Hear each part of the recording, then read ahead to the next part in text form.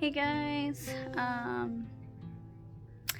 didn't do anything this week, so I didn't take you anywhere, and I didn't record anything, because I got home on Sunday, and then I worked the past 4 days, so yeah, that's all I did was work. So I worked Monday, Tuesday, Wednesday, and I picked up a shift on Thursday, which was yesterday. Today is Friday, so yeah. So I think this video is just going to be why I left veterinary medicine and what my plans are now, I guess. Yeah, so if you don't already know, I was a veterinary technician for the past 10 years. So I went to veterinary technician school in downtown Pittsburgh. And I graduated in 2012, the end of 2012, so December, literally the end of 2012. Yeah, got a job in 2013, so yeah, 10 years. I was in veterinary medicine as a technician. I got licensed in 2013, I think, or the beginning of 2014. I don't remember how long after I graduated that I took the VTNE. But yeah, I was licensed, still am licensed, it's still active, so yeah, still licensed. Yeah, so, I absolutely loved veterinary medicine. I did. It was my whole life. I have a veterinary medicine tattoo. I can show that to you right now. So here it is, tattoo. Up. Pardon me. Yeah, so that's my tattoo. Yeah, like I said, it was my whole life. I got a tattoo tomorrow. So yeah, loved it my whole life. Was real focused on behavior. Was even working towards my veterinary technician specialty in behavior for the past couple years. Obviously quit doing that. I attended, the clinical animal behavior conference since it started. I might actually still go this year. I do want to keep my license active, but we'll see. Yeah, so why I left? A number of things. Probably the main reason, my goals changed. My plans for the future changed. I changed. Yeah, so I never felt like I belonged here in Pittsburgh. I just don't belong here. I don't like it. I know people who love the city. Great, happy for them. Whatever. It's not me. I don't love this city. I kind of hate it. I mean, it has its good points, I guess. And I'll definitely show you around Pittsburgh. Like, I'm not knocking it. Like I do, like I've showed you Phipps in the Science Center. Like I do like going places in Pittsburgh. It's just not me. I don't love it here. I don't belong here. For a while, I wanted to move to LA. Love LA. Then I went to South Korea and Seoul, and I have never felt like I needed to be somewhere more. It's hard to explain. I don't understand it myself. I just really love it there, and I feel like I need to be there. And I know it might not work out. That's fine. I'm not delusional. Like, I'm not saying I'm gonna move there and everything's gonna be great and lovely and whatever. I know it might not work out. That's fine. So yeah, that's part of the reason why I left veterinary medicine. My future that I see for myself changed. Another reason, burnout. Simple as that. It's hard. Veterinary medicine's hard. It's the profession that has the #1 suicide rate. It's not easy by any means. We're underpaid, overworked. We take beatings from clients all the time. Yeah, so it's not easy. Yeah, that's really it. A lot of my clinics were great until they weren't. Veterinary medicine, it's very common for management to not be properly trained, I guess. A lot of managers are just technicians who are promoted into that position, and that's fine. That's great. Sometimes it works great, sometimes it doesn't. I've seen both. I've seen, good managers. I've seen awful managers, somewhere in between. I've worked for corporate, worked for private practice, been there, done that. Never done emergency. I never saw myself doing emergency. I don't think I could have handled emergency. Don't think I can now. Yeah. My first clinic right out of vet school was great. Vet tech school, not vet school. It was great. Loved it there. I probably would have stayed longer. I might have stayed my whole career there. I don't know. The only reason I left is because it was 45 minutes from my house at the time, and I was offered a job at a clinic that was within walking distance of my house at the time. And that clinic was also great. Loved them. Until I didn't. When I started there, it was great. Fear-free had just started while I was still there, and I started doing Fear-free right when it started. Again, I was real big into behavior. Still am. I love animal behavior. Love feline behavior, mostly. That's why I cat sit on the side, because I love cats. I started doing the Fear-free. Got a lot of pushback. Change is hard, I understand. They've been practicing medicine a certain way for so long. It's hard to learn new things. It's hard to accept new ways of doing things. Totally get it. I just wish I didn't get the pushback that I got. It was just really hard for me to kind of get through that. I was also in charge of surgery, which was great fun. Loved doing surgery. But by the time I left, it became a lot because they just kept piling on more responsibilities for me, which was fine. It was just a lot for one person to handle. Towards the end, I did have some help. One of the other technicians, helped me out. But again, all that pushback with the Fear-free just wasn't a right fit for me anymore. So I moved on. The next clinic I worked at was a corporation, owned by a corporation, which was great. It was doing great. They practiced Fear-free, so it was a good fit. I left that clinic because of one person, one single employee. A lot of us had a problem with this one person, and management didn't do anything. They left us to handle it on our own. So when things weren't improving, and this employee went through my phone, I said enough is enough, and I moved on. A lot of people left that clinic. Not a lot, but there were a few people who left that clinic around the same time I did, including that one employee that we had a problem with. Her last day was actually my last day. Whatever. It's fine. It is what it is. So I moved on again. At that time, I had also, while I was at that clinic, had also started working remotely for a veterinary behaviorist. Again, super into behavior, wanted to get my VTS, which is veterinary technician specialty. It was a great fit. Loved doing that. I got moved on to a different clinic, still worked remotely from home.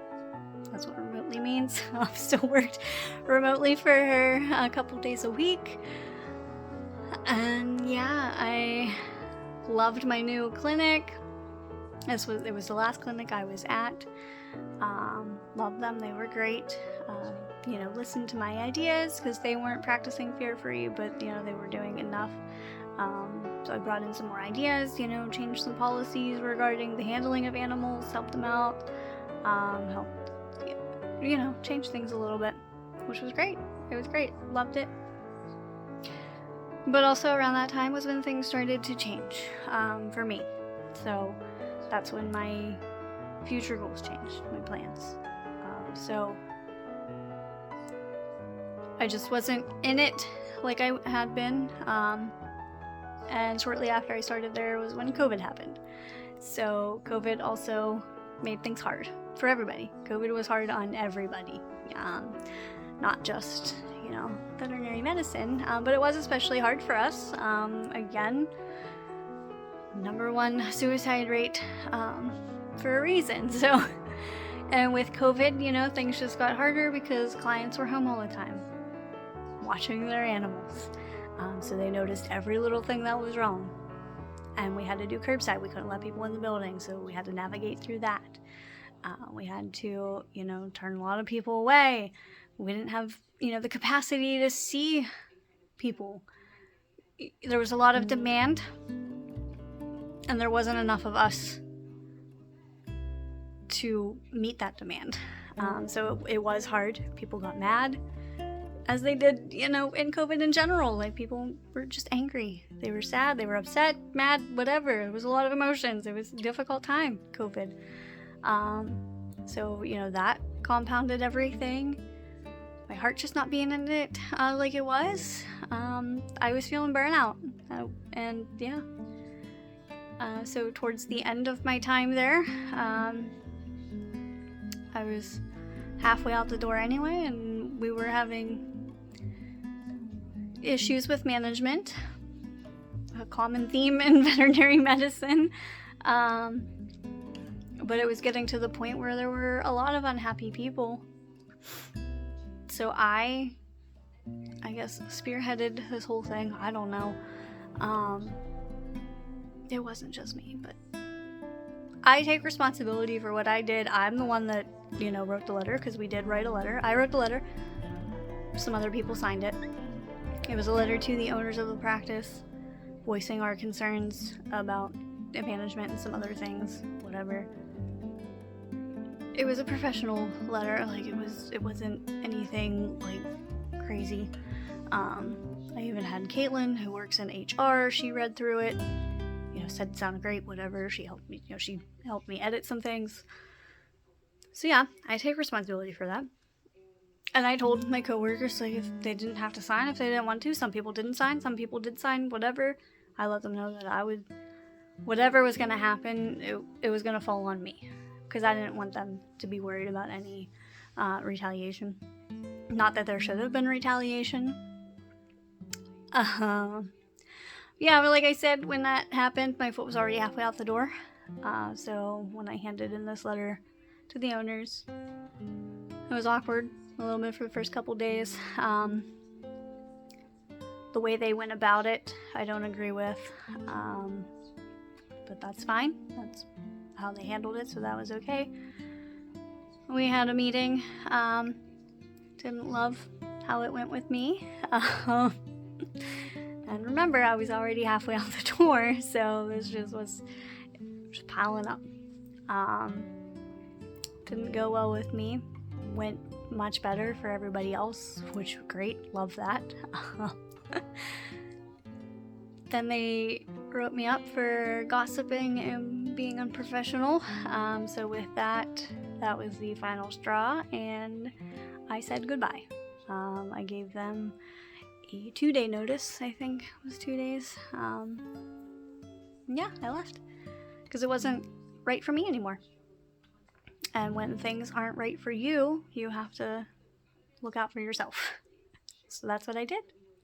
Wasn't right for me, so I left. I'm happy for everybody that's still there. I'm happy things are changing. I'm happy things went well for them. I'm very happy that they love what they're doing still. I wouldn't have it any other way. Like, I didn't want anybody to, not that there were sides, I didn't, you know, not that it wasn't anything like, you know, us versus them, anything like that. It was just some concerns. The way they handled those concerns with me, again, I didn't feel was right. That's fine. Things went much better for everybody else. Great. I love that for them. But again, it wasn't right for me anymore. So, once again, I'm sorry, my TV just stopped. Yeah, so, because it wasn't right for me, I left, like I said. And I was going to take a position at a cat-only clinic. In fact, I did accept a position. But then I just didn't I felt like I accepted it too soon. Like, I feel like it was I jumped the gun. So I took back that acceptance. Because, again, it didn't feel right. It didn't feel right for me. The fact that it was a cat-only clinic, that's what I really loved. I loved that I would get to work with cats.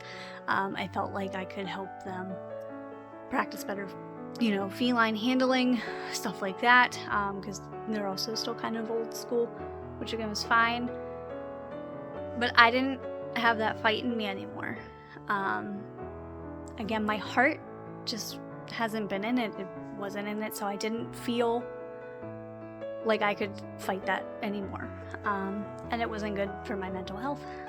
So I didn't, I took back that acceptance. I was scheduled for an interview with another clinic, another corporate clinic, but that fell through. They had hired their last person they needed the day before my interview was scheduled. So I think that was a sign, I guess. I don't know that I believe in all of that or whatever, but I was back and forth with them anyway. Like, I didn't know that I felt okay with working for another corporation, but they're fear-free as well.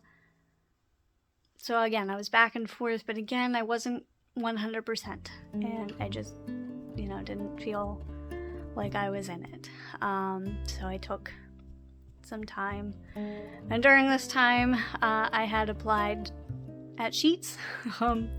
It was more of on a whim. It was almost as a joke because they were hiring for over $2 more than what I was currently making as a licensed technician. So I said, whatever, I'm going to apply just for the fun of it. Went for an interview. Actually, the day before, I got the call that I didn't need to go in for the interview for the other job, the other tech job. So, that day of the Sheetz interview, I got a call a few hours later saying that they wanted to offer me the position. I said, oh, okay. I asked for a day because I did, want to go on the interview that I had scheduled.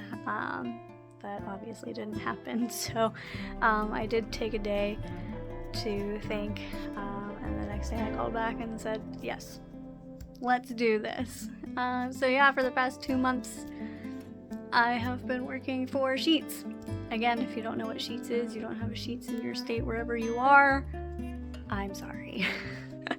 They're a gas station convenience store. But they're amazing. They're better than any other gas station convenience store that's out there. Yes, I'm talking to you, Wawa people.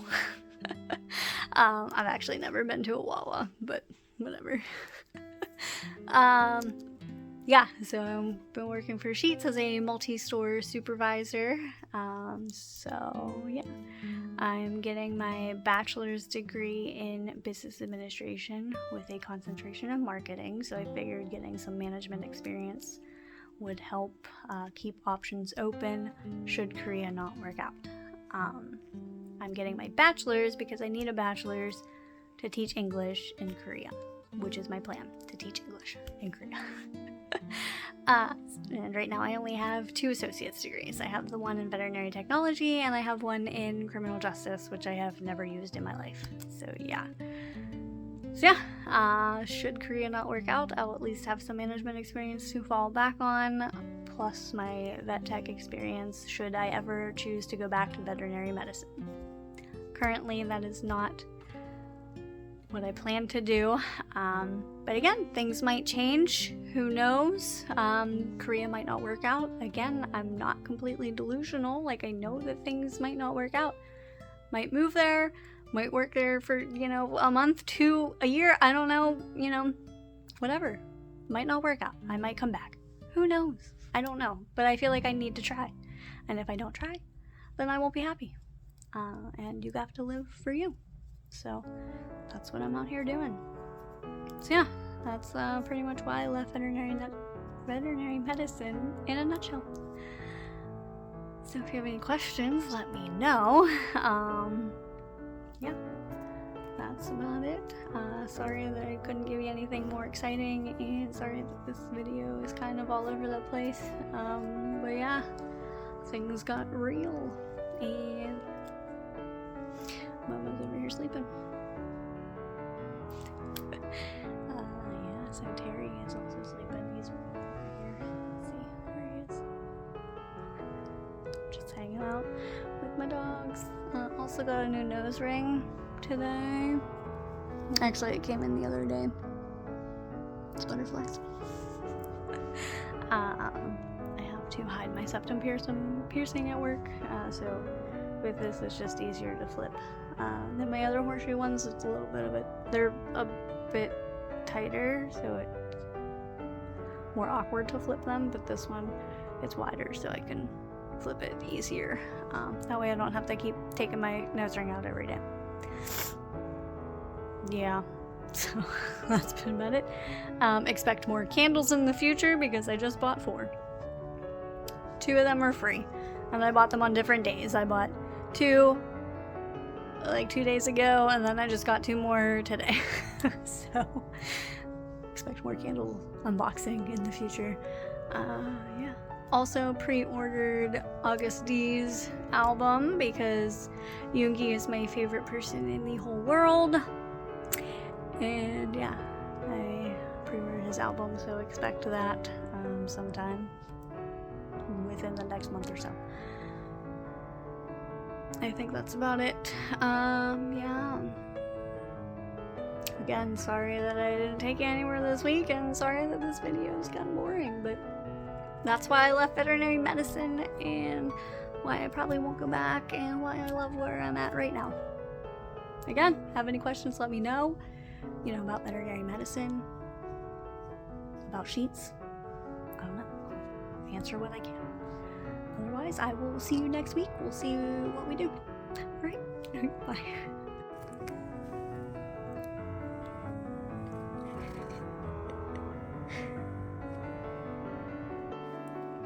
Me again. Something I wanted to add about me moving to Korea. I know that you guys know that I like K-pop, but I wanted to clarify that I am not moving to Korea because of K-pop, because that's crazy. Like I said, I'm not crazy, I'm not delusional. K-pop is not the reason I love Korea. In fact, the past 2 times, the only 2 times that I've been to Korea, I did very minimal K-pop related things. I bought some K-pop albums because I can get them cheaper in Korea than I can here in the United States. So yes, I did buy K-pop, but I didn't like do K-pop related things that a lot of other people who like K-pop would do in Korea. So like, I didn't go to like the HYBE building. I almost did because while we were there this past September, it was Yeonjun's birthday, and I wanted to find Yeonjun birthday related things. And I knew that if I went to the HYBE building, there would be, you know, banners and stuff, and cup sleeve events around the area. But I didn't go because I figured a lot of, you know, people would be there at the cup sleeve events at least, and I didn't want to do that. I did find a Yeonjun birthday banner in Myeongdong though while we were there. So no, I am not moving to Korea for K-pop.